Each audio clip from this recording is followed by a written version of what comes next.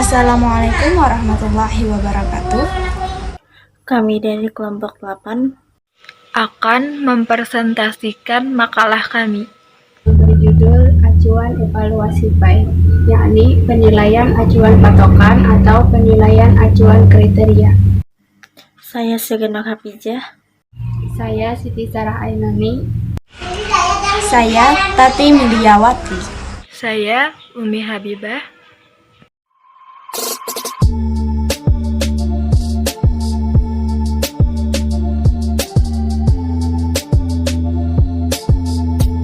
Pengertian penilaian acuan patokan atau PAP.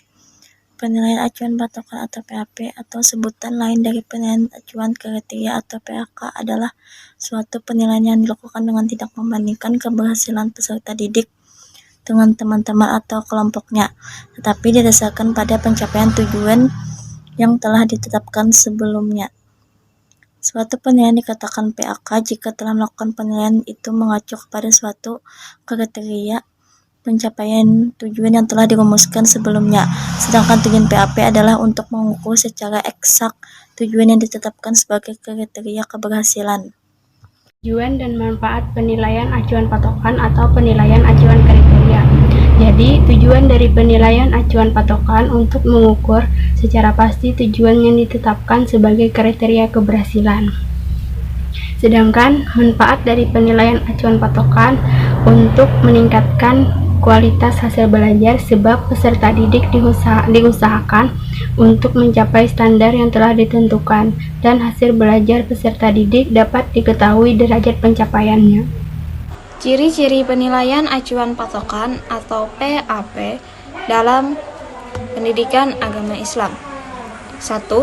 Kelulusan peserta didik tidak dilihat dari peringkat, melainkan kelulusan peserta didik ditentukan oleh suatu patokan atau persyaratan tertentu. 2. Penilaian acuan patokan merupakan penilaian yang berbasis kompetensi. Ketiga, peserta didik dinilai dengan menggunakan kriteria atau patokan yang telah ditentukan. 4. Sering dihubungkan dengan penguasaan materi. Hal ini dapat dilakukan dengan cara melakukan tes awal atau pretest dan tes akhir post-test. 5. Sering digunakan guru untuk mengetahui materi yang sudah dipahami dan belum dipahami oleh peserta didik.